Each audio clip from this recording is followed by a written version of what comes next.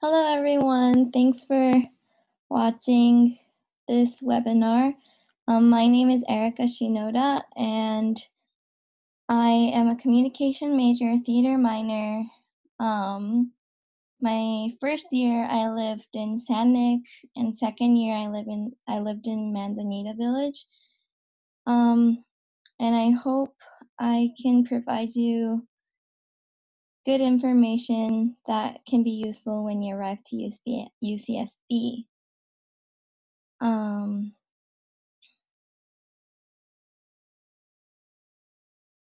Okay, so this video is recorded and will be posted on the OISS website, and I will not talk about the immigration stuff. If you have any questions, please email the OISS email. This chat would be maybe an hour long, depending on how many people come. Okay, so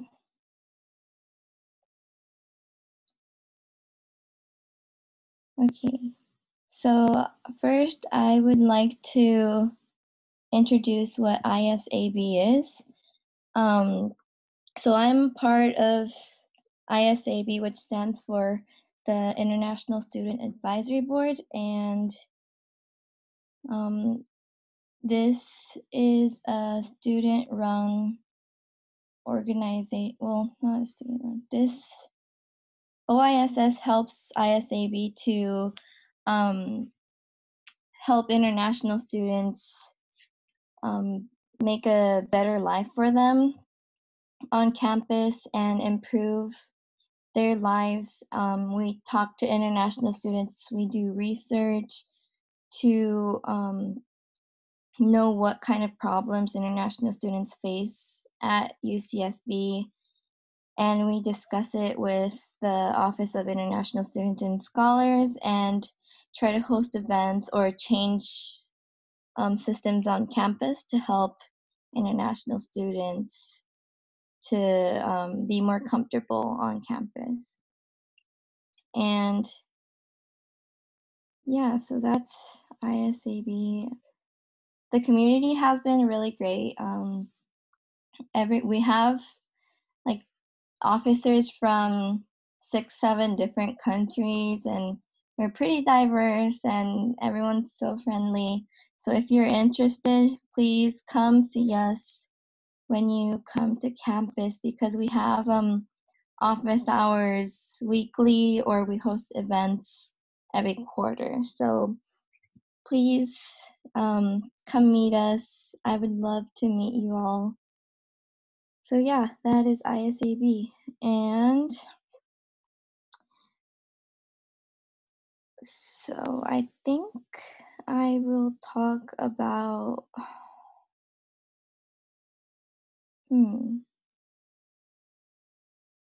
what do I talk about?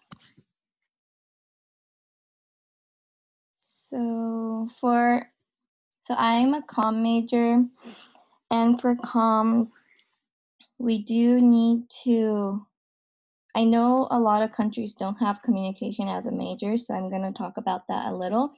For UCSB, we do have a requirement of 4 pre-requirement classes to take before you can actually be a major. And you have to get a 3.0 GPA or higher on average, which is like a B average or higher to get into the major. It's kind of challenging, but you don't really have to feel pressured. You just have to put in the effort to do it.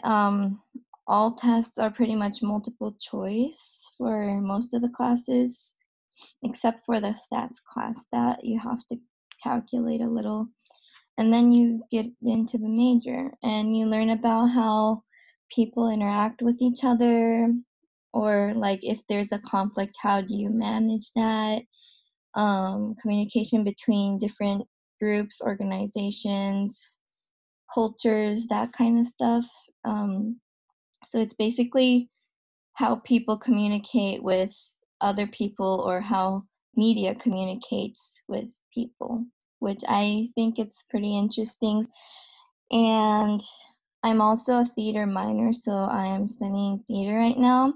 The UCSB theater department is um, really developed, and even if you're not a so there's two schools that you can be a part of as a theater major. So there's BFA, Bachelor of Fine Arts, and then the BA, Bachelor of Arts.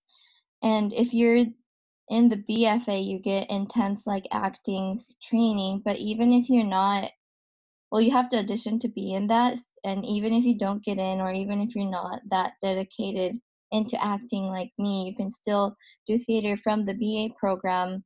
Or even if you don't even have to major or minor in theater, you can just be a part of amazing classes.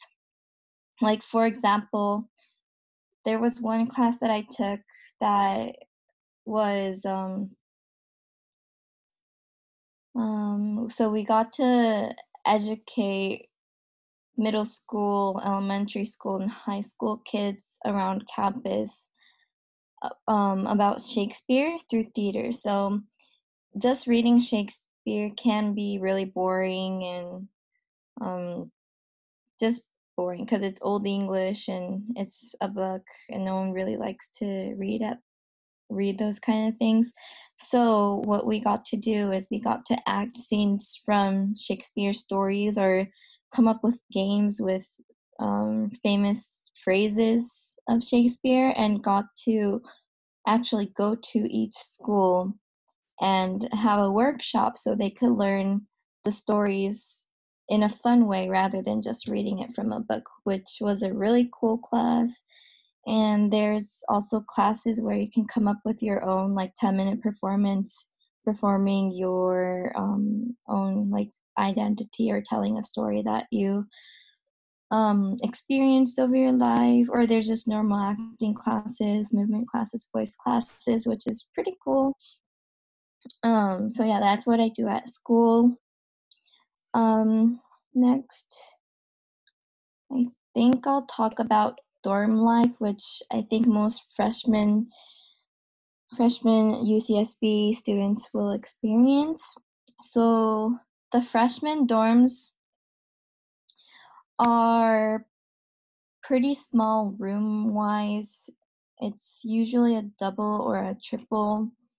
Um, I lived in San Nick, and we had about 50 people on our floor. And San Nick is kind of like a L-shaped building. So one side would be the males' hallway, and then the other side would be the females' hallway. But we weren't really restricted to like, so we were allowed to go to the boys' hallway if we wanted to, because the lounge is also on the boys' hallway side. And the first floor was all gender inclusive floor. So the bathrooms were not separated female and male gendered.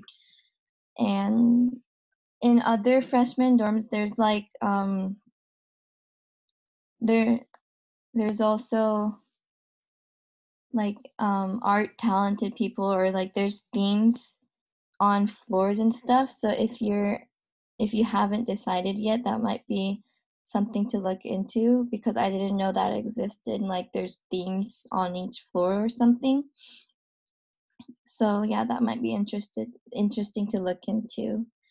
Um yeah, but for San Nick, it was the first floor was gender inclusive, and second floor and up was just normal. And there is a small kitchen in the lounge, but no one really uses it because it's small, and you would have to share it with everyone. And there was a microwave, so everyone used that for like popcorn or ramen and stuff. But yeah, so usually the lounge was not for studying in San Nick, but was for studying in Manzanita. So it really depends on who is in your dorm, because if there's a lot of social people or people who don't study in the lounge, then it'll become a really social place to be. So if you wanted to see your friends, you could just meet at the lounge and chat, or it could be a study room where you will study quietly. So in San Nick, there weren't, or freshman dorms, there weren't separate rooms for that. So it was kind of hard to find a really quiet place if your roommates were kind of in the middle of something that distracts you from studying. So Manzanita, however, is a dorm that usually second years live in. It That one has a separate room that says a study room, and then one that says the lounge. So people usually could go to the lounge if they want to socialize, or go to the study room if they want to study, which I thought was a better environment to live in than my first year.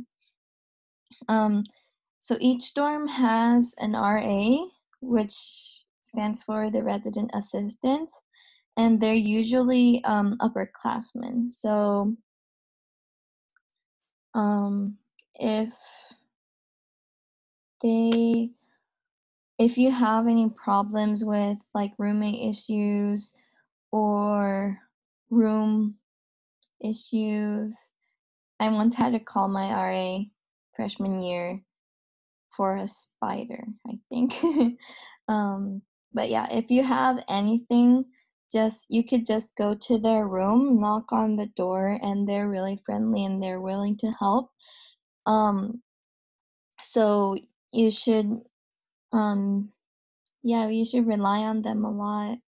Um, my freshman year, I had huge roommate problems. I was in a triple, and both of my roommates were partiers, and they would come back late at night, like throwing up and stuff. So I couldn't stand it anymore. So I went to my RA, and he really helped me through the mental processing stuff, and also like helped me switch rooms and all that. So it was really nice that to know that there is someone who is willing to help you on your floor really close to your room as an international student, because um I guess it depends on where you come from, or like what kind of person you are, but for me, adjusting to the culture was kind of hard, including the roommate situation. So um it was really hard to adjust, which my RA really helped me go through. So I just recommend, like, once you come and you're in your door, I think the RAs would have the door open or like welcome you in. So go to them, talk to them, let them know that you're an international student, you might need help in the future, or just talk about your culture, or just have a conversation to know them and help them know you, so it'll be easier for them to help when there's issues. Um, okay. In terms of helping, there are other resources that you could use for different types of issues. For example, academic issues. Um, if you are troubling with issues such as like what classes to take, whether or not to drop a class or add a class, changing majors, and that kind of administrative stuff, I recommend you go to the academic advising of College of Letters and Science, or other colleges depending on your major. They're really helpful and they do drop-ins and appointments. I recommend you doing drop-ins if you want to like sit down and talk, or if you only have like one question that can just be solved in seconds, just do drop-in. But I usually make an appointment and go for 30 minutes and talk to them, which is fun because they're really nice and they really encourage you, and I feel better after talking to them. So there's the College of Letters and Science. That one is in Cheadle Hall, if anyone wants to take note of that. I don't know about the other colleges, so sorry about that. But yeah, or you could go to your major advisor, but they don't really help you with other classes rather than your major. So if you have classes like about your major, go to your major's advisor. But if other than that, like which G's to take, am I on track for graduation, that kind of stuff, I recommend your college's advisor. Um, but other academic issues like I don't know how to write a paper, or I need help understanding the lecture, or I have questions for reading, that type of stuff, you could go to your professor or TA's office hours, which is really helpful. And if you it can be crowded before midterms and finals, but usually it's not pretty crowded, so you can like have a one-on-one session with your professor or TA, which I think is really good because you can show that you're like putting hard work in what you're learning, and the TAs or professors will appreciate you coming in and asking questions because it means that you're showing interest in it. And yeah, I first had problems with writing papers because in I'm from Japan, by the way, and I forgot to introduce that. In Japan, I wasn't really educated about like academic writing in English. So I had problems knowing what thesis statements were, or topic sentence were, or that kind of stuff. And I went to my TA's office hours, and they were really helpful. And but you need to explain that you are from international student. I mean, you are from a different country, because like it took them a long time for me to like understand why they had to teach me such um I don't know, easy stuff for them, because like US students would learn how to write during high school.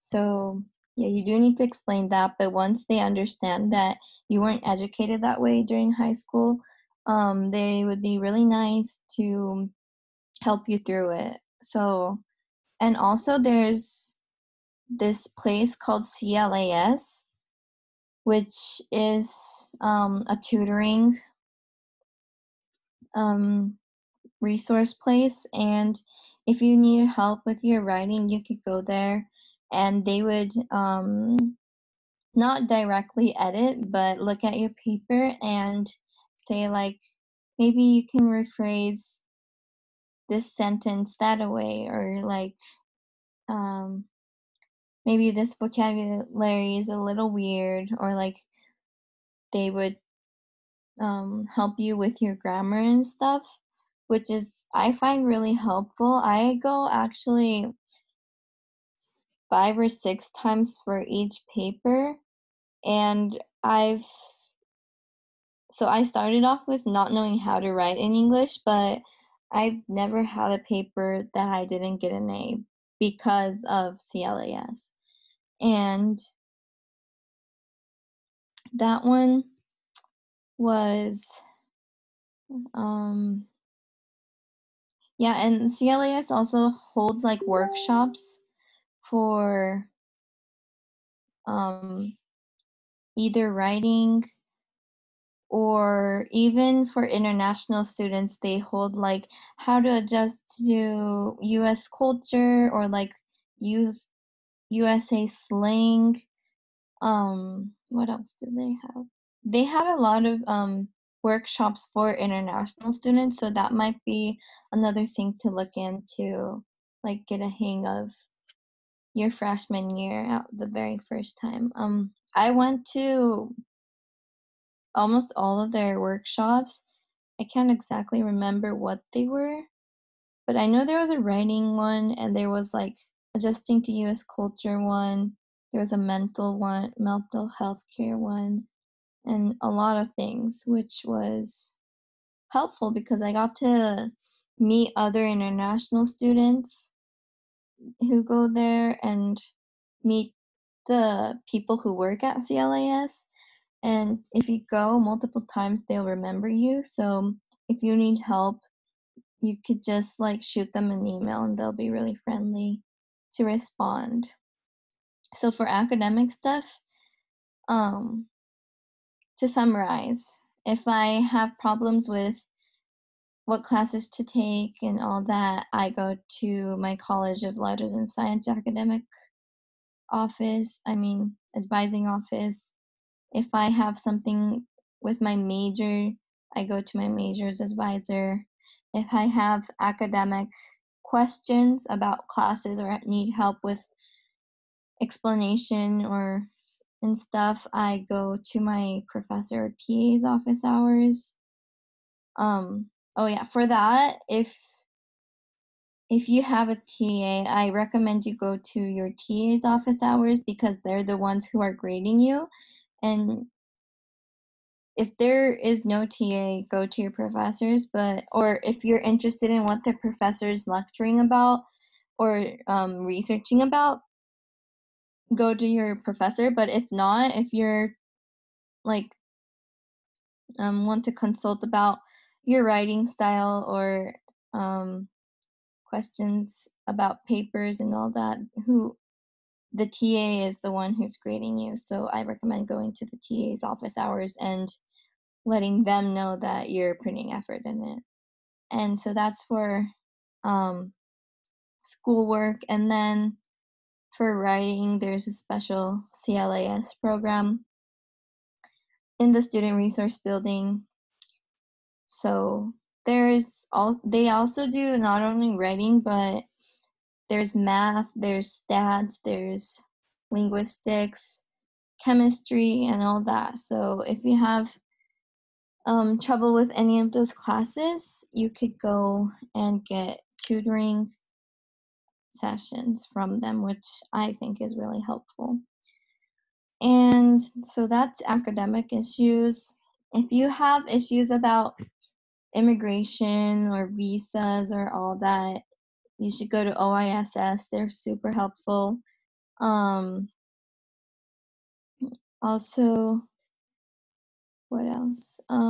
If you have like resumes to write, or if you want to look for internships, you could go to the career services office and they can help you with writing your resume or um, essays related to like jobs and stuff. I went there once and they were really helpful and they helped me organize my resume. They show you examples of what a good resume is so that you could follow that instructions. And for internships and jobs, there are restrictions for um, international students because of your visas. So it's hard to get jobs or internships. So I don't know. I haven't gone there for that purpose before, so I can't really tell you about that.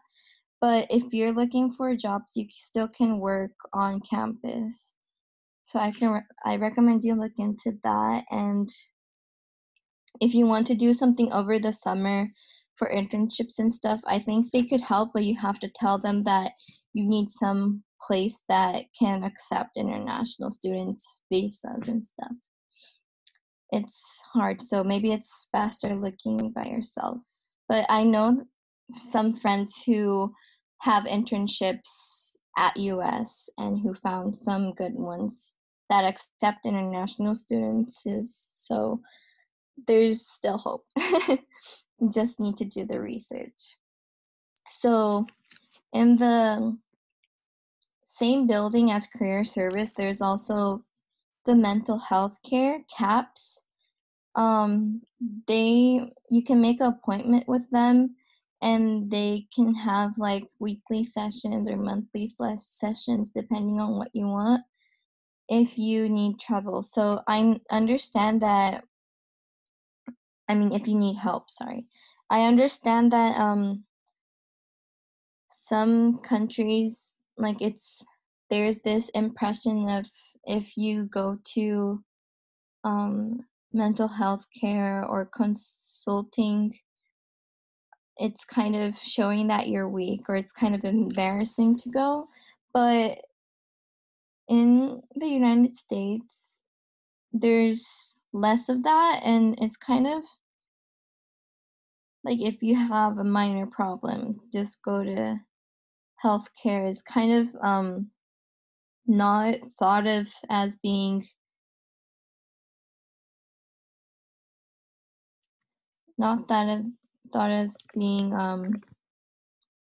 that hard or that weak of a thing or weird of a thing.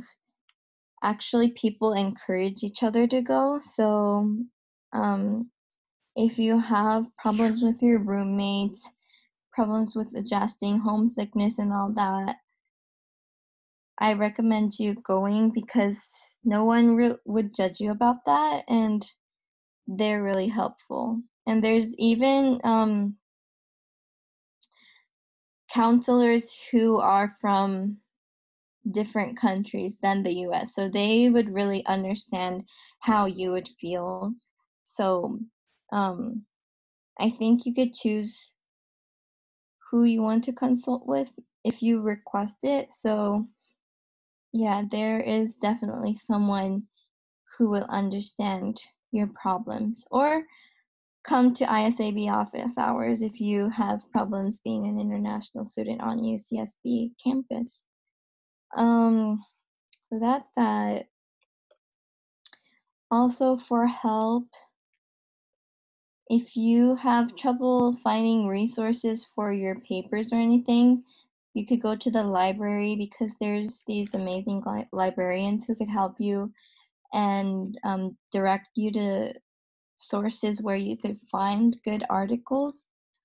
Um, or just talking to them and like allow you to think of your paper, and then you come up with ideas that you couldn't come up with alone. Or so yeah, that's a good resource. What else? What else? Um, yeah. Just um, and for your freshman year, I recommend you just going to different events, even if you are busy. Everyone's busy, but second year, third year, fourth year, I feel like is much more busy and you're more focused on your academic stuff. And freshman year is your chance to meet many people and be friends with them or make friends with them, because I am more friends with my best friends with my friends that I made freshman year rather than friends that I made my second year, because I don't know why, but it's kind of hard to maintain relationships in such a big school. Even if you have same classes with them, once the quarter change, you don't see them in class anymore, and you would have to like make effort to make friends. But freshman year, since you're living in like big, huge dorms, there's a greater chance to maintain relationships because all dorms are closer together, so you could just visit them whenever you want. Manzanita also, or San Raf is also dorms, but people don't really socialize in those, I feel like, because it's more of a quieter environment rather, or compared to the freshman dorms where everyone wants to socialize and challenge stuff. So I recommend you do that. Go meet new people and um, have fun. Um, what else? What else? Oh, and also the beach is a great place to relax. I did not go to the beach enough, even though I was living really, really close to the beach. And I kind of regret that because once I live off campus, I probably wouldn't have the opportunity to go as much as I had living there. So it's really pretty. You can see the sunset into the ocean and you could take great pictures. So I could recommend you going with friends on the beach. It's a nice chatting place. And if you want to go into the ocean, I recommend you wearing shoes or sandals because there's tar, which is like oil, like black oil, and it gets on your feet and it's really sticky and it's really hard to get off. So, I mean, you could go in barefoot, but you have to use like baby oil or something to get it off, which is kind of a hassle. But it is definitely worth going to the beach because it's very nice and not all most universities or no other universities have a beach on their campus. So I recommend you taking advantage of that. Yeah. So I think it's been 40 minutes. So I think I will end here since no one has questions. But yeah, there's other webinars and other ISIB members would hold webinars. So I recommend you definitely tune into that. And I'm sure there are other videos on the website as well as mine. So they're great people. So I recommend you watching all of their videos and get to know us. Okay, so next year I am very excited to meet all you guys. I'll see you next year, or yeah, I won't be here for fall quarter, so winter quarter. I'll see you next year.